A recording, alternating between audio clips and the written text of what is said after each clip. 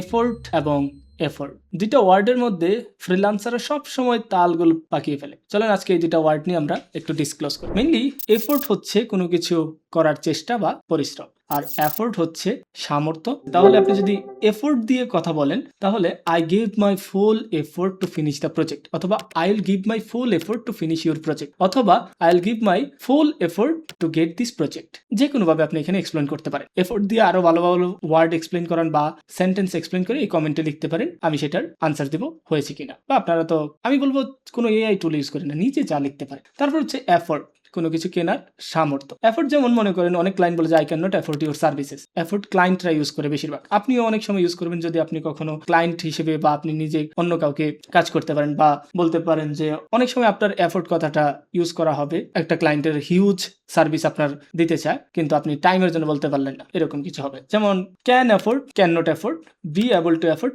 এরকম। ঠিক আছে, যেমন কমন মিস্টেক হতে পারে যেমন I can not afford this, এটা হচ্ছে আপনার ভুল।